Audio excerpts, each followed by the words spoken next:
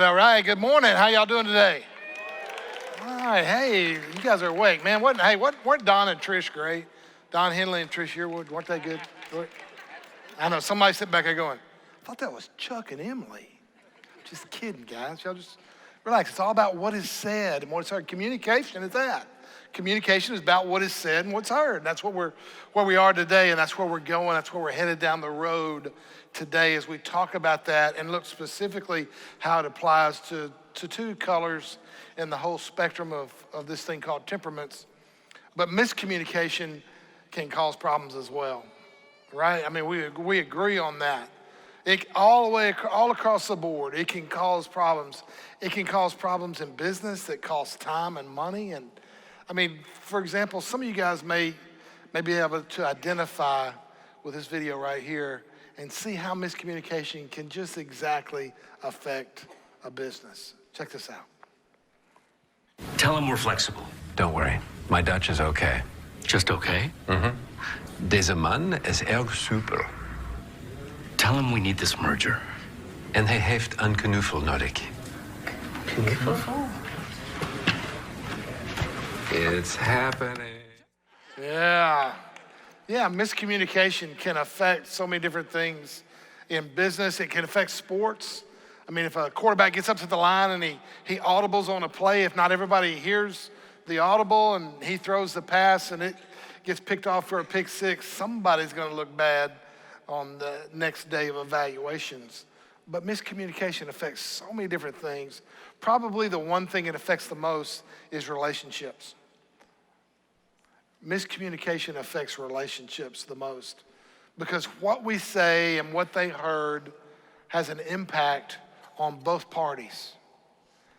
And I'm pretty sure, guys, you might even be able to identify maybe just a little bit more with the guy in this video. I want y'all to check this one out as well. It's just, there's all this pressure, you know? And sometimes it feels like it's right up on me and I can just feel it, like literally feel it in my head, and it's relentless. And I don't know if it's gonna stop. I mean, that's the thing that scares me the most, is that I don't know if it's ever gonna stop. Yeah. Well, you do have a nail in your head. It is not about the nail. Are you sure? Because, I mean, I'll bet if we got that out of there... Stop trying to fix it. No, I'm not trying to fix it. I'm just pointing out that maybe the nail is causing... You always do this. You always try to fix things when what I really need is for you to just listen. Yeah, see, I don't think that is what you need. I think what you need is to get the nail See, you're out. not even listening now. Okay, fine. I will listen. Fine. It's just... Sometimes it's like there's this achy... I don't know what it is. And I'm not sleeping very well at all. And all my sweaters are snagged. I mean, all of them. Yeah, that sounds really hard. It is. Thank you. Ow! Oh, come on. Ow. If you would just... Don't... Try to see things my way. Guys, anybody identify with that? Come on. I understand. Look, I especially understand. I'll tell you a little bit more about the specifics of my marriage relationship as far as temperaments and how that goes. But dude, I understand so much because as a dude, we want to fix it. That's how we are geared. We are geared to fix things. More power, more stuff. Let's get it fixed. And what I have found out is a lot of times, and ladies, you can back this up, and whether you're married or in a relationship right now, you just want to be heard. You don't want it fixed. You just want to be understood. Somebody just, all I want you to do is hold me. Just hold me. But miscommunication happens a lot in a lot of different scenarios, and a lot of different relationships. And the way we communicate has an incredible impact. And that's what we want to talk about today. But I want to go first to the Bible and share a verse that we've kind of camped out on these last few weeks as we've gone through this series. But I want to set it up this way in understanding this. When Jesus had his last few days on earth, he pulled together his followers. Sometimes you may have read it, seen them as disciples. And he left them with just one command. And John, who was there as an eyewitness to what went on, wrote it down, and it said this. Jesus said to them, he said, you love each other just as I have loved you. You should love one another. Now, for them hearing that, they were like, oh, wait a minute, Jesus, because I know we used to have like all this 600 commandments, and you really helped us out a lot by narrowing it down to just 2. Love God with all your heart, all your mind, all your soul, and love your neighbor as yourself. And we were good with that, but now you've economized it, and you've brought it down to 1. And that 1 was, you love as I've loved you. And they had no idea what that meant at the time when he first said that. But 3 days later, they understood as they saw him die on a cross. And they began to realize, oh, I got that. I got what it means to love as you have loved me. And it impacts all of our relationships, and it impacts our communication especially as well. And so when we begin to understand that, we begin to see those first 4 books in what we call the New Testament, Matthew, Mark, Luke, and John are the Gospels, and it's all about Jesus' life on earth. And we begin to understand that. We begin to understand that the whole rest of the New Testament, the rest of the New Testament is simply application on this one truth of loving as God loved us, to love others as Jesus loved us. And one who wrote much of the New Testament was a man called the Apostle Paul. And we've used this verse before, but I want us to go back to it. He said this. He said, don't let any unwholesome talk come out of your mouth, but you only do what is helpful for the building up of others according to their needs, that it may benefit those who hear.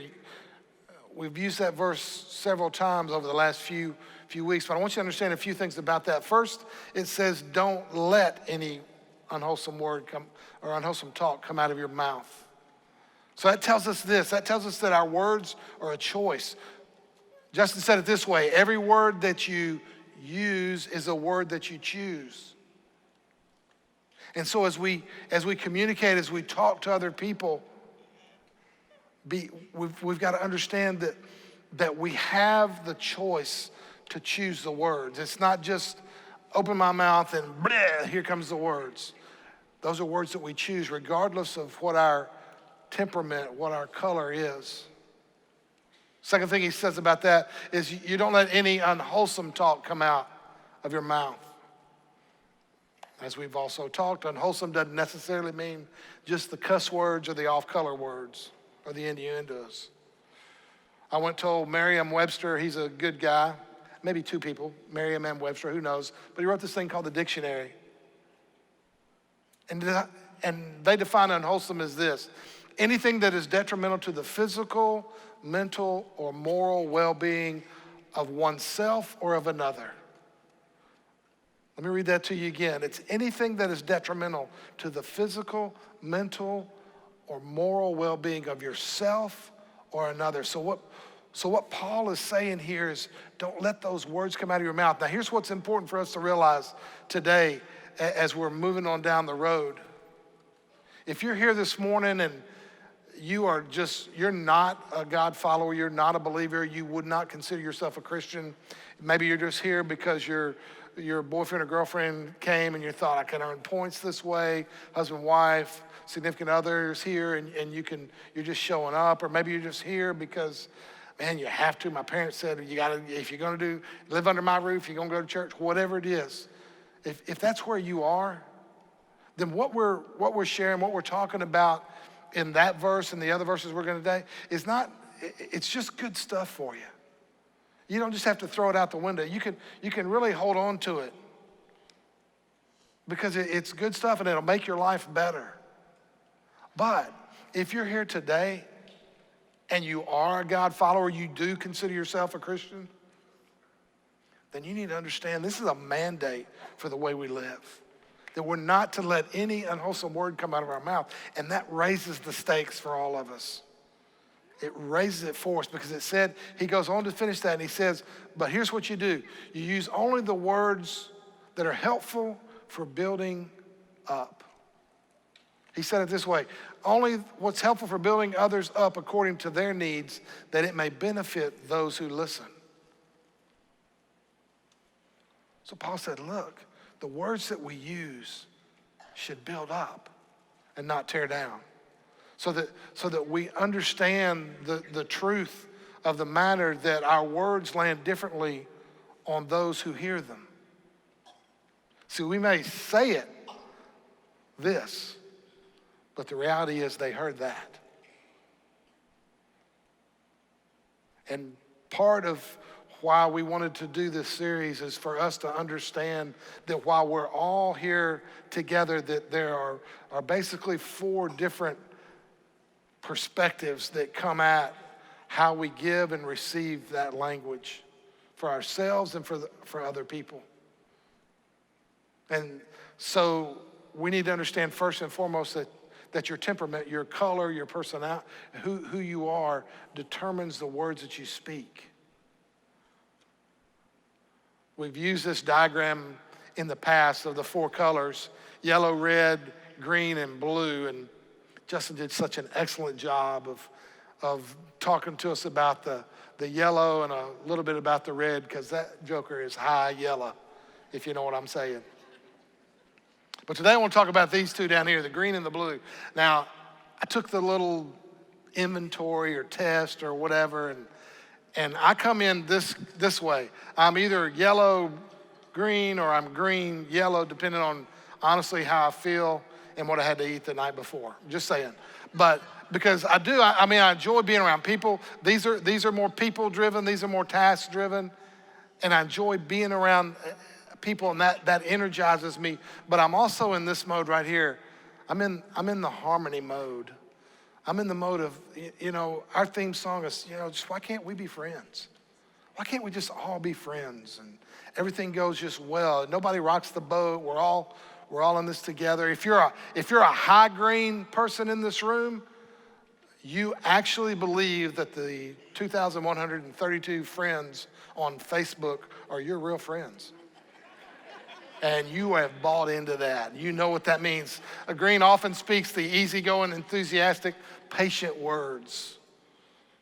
Whereas if you maybe lean toward the blue colors, as my wife does, my wife is actually, my wife is actually a blue yellow, which is incredibly unique.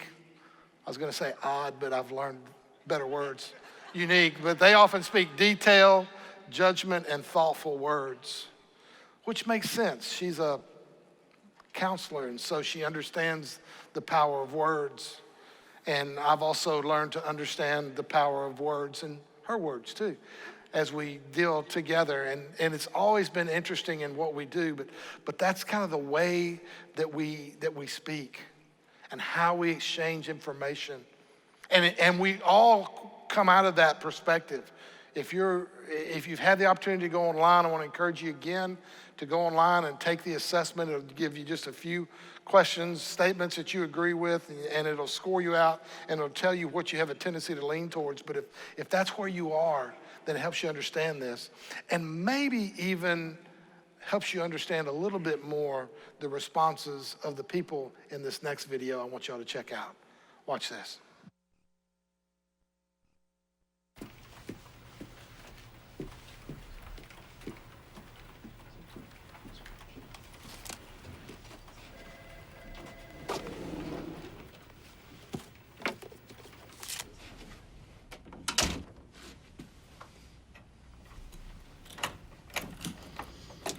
Last week I gave a fire safety talk, and nobody paid any attention. It's my own fault for using PowerPoint. PowerPoint is boring. Today, smoking is gonna save lives.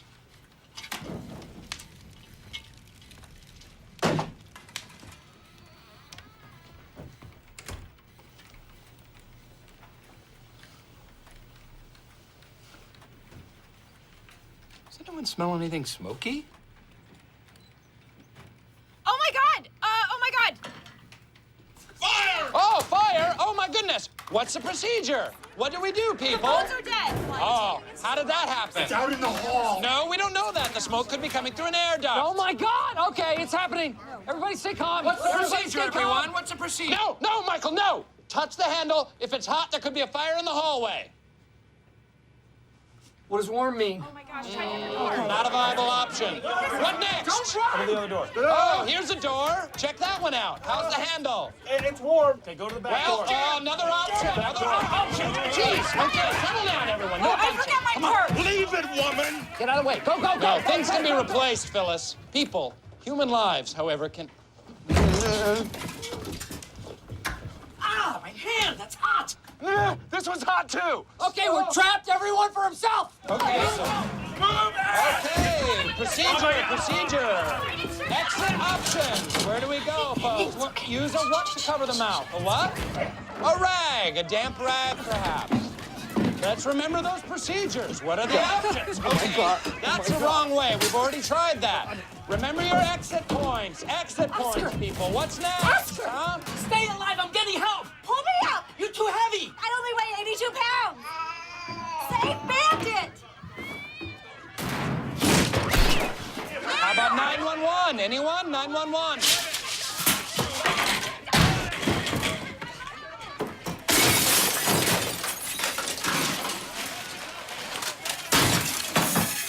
What do we do? Use this surge of fear and adrenaline to sharpen your decision making. Okay, I am not dying here. Come on.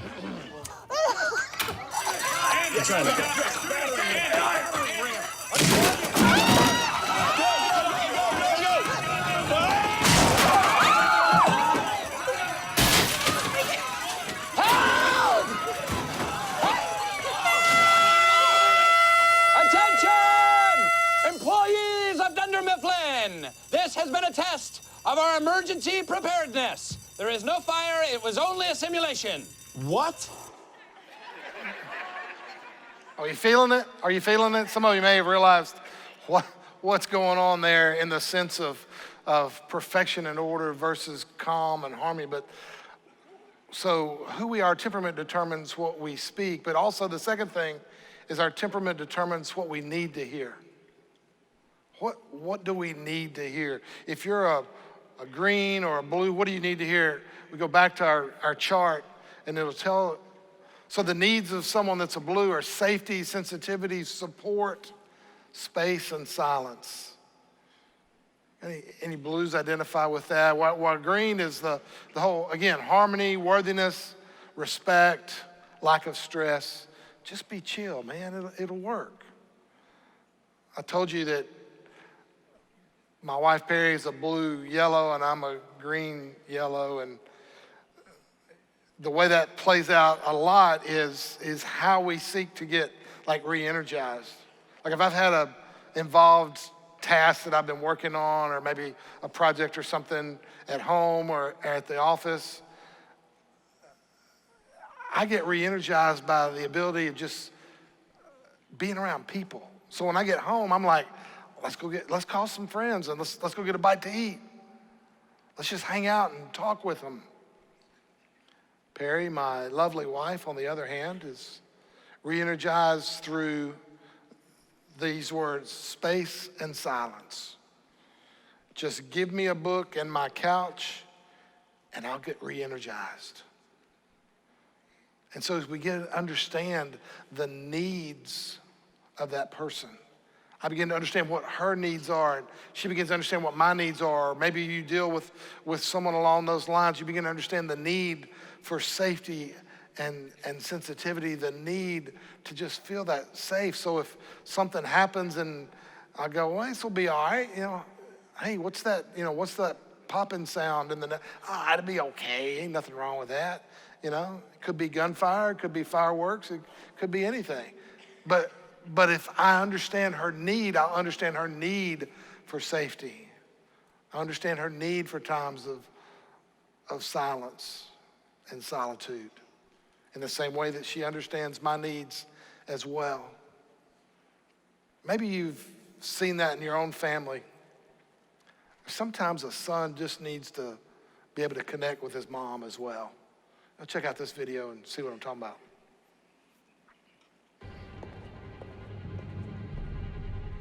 What are you doing? Oh. You're better off leaving the sneaking to your brother. No, I was seeking. I was just going for a walk, and then. What are you wearing? Oh, I always wear this. This is one of my favorites. What's wrong with your eye? Oh, hi. That's you remember the Battle of Harroquin when I got hit in the face with the broadsword. You're not the Thor I know at all, are you? Yes, I am. The future hasn't been kind to you, has it? I didn't say I was from the future. I was raised by witches, boy. I see with more than eyes, you know that. I'm totally from the future. Yes, you are. I really need to talk to you. We can talk. His head was over there, his body over there, and I mean, what was the point? I was too late.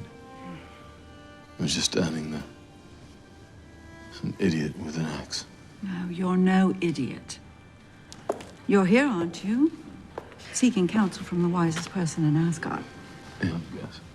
Idiot now. A failure? Absolutely. It's a little bit harsh. And you know what that makes you. Just like everyone else. I'm not supposed to be like everyone else, am I? Everyone fails at who they're supposed to be, Thor. The measure of a person, of a hero, is how well they succeed at being who they are.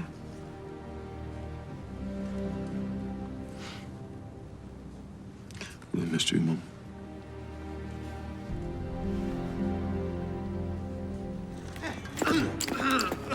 Hi. You must be Mom. I got to think, come on, we gotta move. I wish we had more time. No, this was a gift. Now you go and be the man you're meant to be. I love you, Mom. I love you. And eat a salad. It's probably one of the favorite lines of that movie is, Thor, eat a salad. So I'm not going to have a salad, by the way, today when we're done here. So just full disclosure on that one. But here's the key. We need to understand the needs of the person we're communicating with as well as our own needs. But we need to do this. We need to listen to understand rather than just to respond. Listen to understand rather than just respond. And what I mean by that is this. The level of the conversation can sometimes get heated, right? And we're in our relationships with someone else and we get into that discussion, we get into that argument, we get into that fight, and it raises everything up. And all we do is we begin to think about, what can I say next? How can I poke the bear again? What can I do? Rather than understanding this, you got to seek to understand. Listen to understand. And whatever your color is, whatever your temperament is, you've got to seek to understand rather than just listen. So how do we wrap up our series when we put all those together? I think there's three things you need to understand. Three things that we need to remember about our colors. The first thing we need to do is we need to initiate a pause. And by that means we need to think before we speak. We need to take time to ask the question, does this really build up or does it tear down? Paul, as we spoke earlier, who wrote much of the New Testament, took time to take what Jesus' statement of love as I love you, he sought to expand on what that meant, to find more application to it. And he sat down and he wrote a letter to this group of people in a place called Corinth. And in the midst of that letter, in the 13th chapter of the first letter that he wrote to them, he said this. Here's what love is. Love is patient. Love is patient. What that means is love is not pushy. So when you're in a relationship, when you're in a conversation with someone else, whether you're their significant other, whether you're their spouse, whether you're their teacher, their employer, their employee, their coach, their boss, whatever relationship that you have with that person, you've got to make that decision to pause rather than to push. Because that's what love does. Love seeks to pause, so you got to initiate that. The second thing you got to do is you got to give grace. You got to give grace two different ways. You got to give grace to that other person, okay? You got to give grace to them. You got to help them to understand and give them that grace. Show them kindness. And you've also got to give grace to yourself. As a green and one who wants respect and harmony and self-worth, I find it easy for me to just beat myself up because I want to be right. I want to get things just the right way, and I want everything to be smooth. But Paul went on in describing love, and he said this. He said, love is kind. Love is kind. That's what grace means in this situation. You got to show kindness. And we have this tendency to think that kindness is really a weakness. That being kind to someone is just showing a weakness. And so then you just become the doormat and you let them just run all over you and you let them always win. But I love what Andy Stanley defined kindness as. He said it this way: kindness is loaning someone else your strength rather than reminding them of their weakness. Wrap your head around that. Think about that for just a second. Kindness is loaning someone else your strength rather than reminding them of your weakness. And it's so easy to do it the other way. It's so easy to find that little chink in the armor and just poke the bear and just try to do that. I'm guilty of that a lot. Even in our church office, where everybody there is paid to be Christians, you would think life would be living on cloud nine and everyone would be, oh, how are you today, brother? And how are you? Nah, man, we poke the bear. And it's fun, but sometimes I realize that in my own life and in my own words, it just goes a little too far. So you gotta give grace. Third thing you gotta do is this, and that's celebrate. Celebrate the other person. No temperament, no color is better than the other. Red and yellow, blue and green. I try to say they're all precious in His sight, but that's the different song. But the reality of it is this: regardless of where you are, where you fall, what color you are, there's none that's better than the other. Perhaps the wisest man, or one of the wisest men that ever lived, was King Solomon. A long, long time ago, he wrote this about the tongue. He said, the tongue has the power of life and death. In other words, what you say can bring life to the situation, or it can bring death. Have you ever been in one of those conversations with somebody that's always bigger and better? You know, you say one thing and they got, I can top that. I did this. I ran a 5K. Oh, well, I ran a 10K. Well, I ran a half marathon. Well, I ran to my kitchen, whatever. There's always that person does it. And that's where the tongue has the power of life and death. There's no one-upsmanship. You've got to be willing to celebrate. Matter of fact, Paul said it this way. He said, love doesn't envy. Love doesn't boast. Love is not proud. And if you're going to love as Jesus has loved, and you're going to use your temperament, you need to allow others to step into the spotlight. Love allows others to step into the spotlight, and you need to celebrate that other person.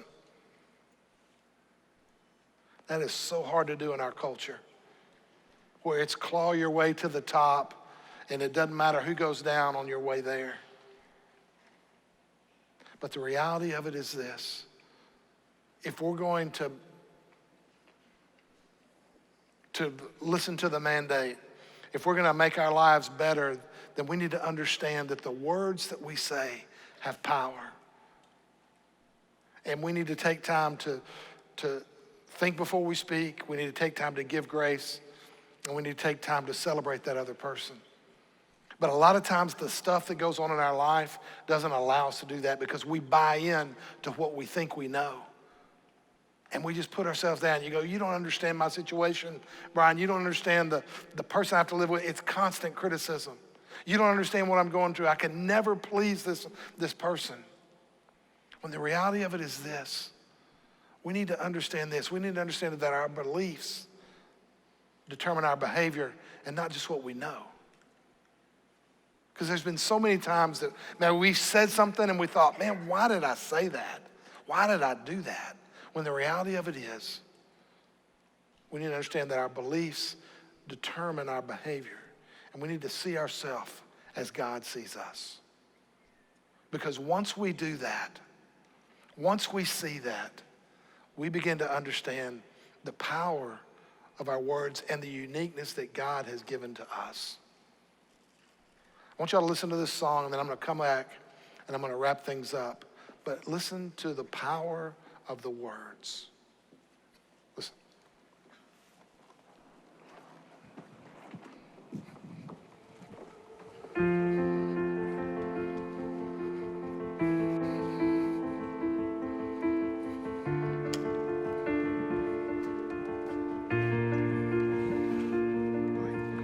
I keep fighting voices in my mind that say I'm not enough.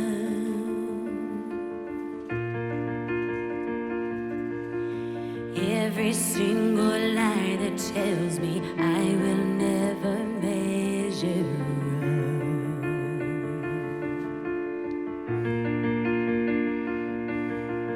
Am I more than just the sum of every high and every low?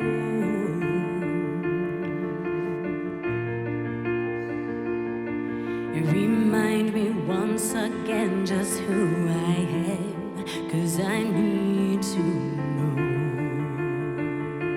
Oh, you say I am loved when I can't feel a thing. You say I am strong when I think I am weak. You say I am held when I am falling short, when I don't belong. Oh, you say I am yours, and I believe. Oh, I believe what you say, and I believe. The only thing that matters now is everything you think and move.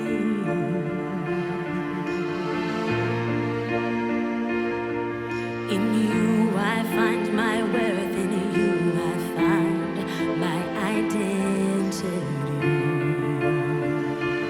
Ooh, you say I am loved when I can't feel a thing. You say I am strong when I think I am weak.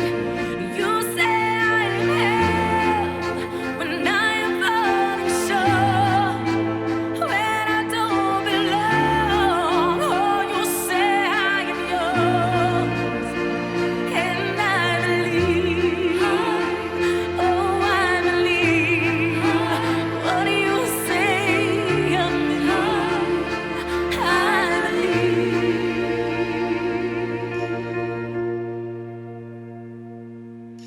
Taking all I have, and now I'm laying it at your feet.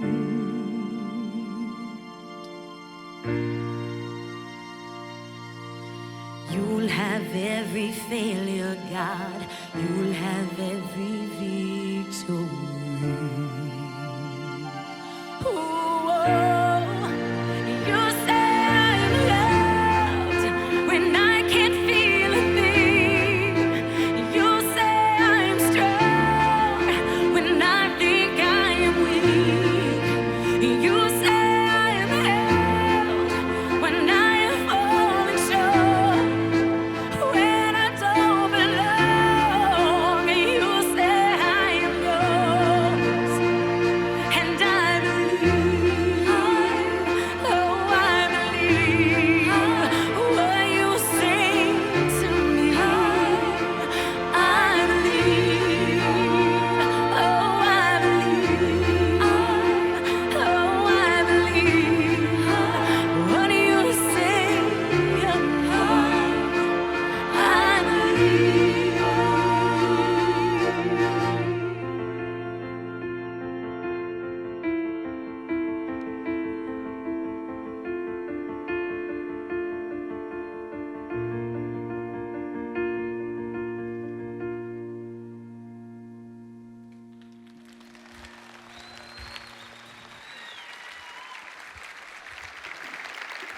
Great job, guys. Thank you so much. Listen,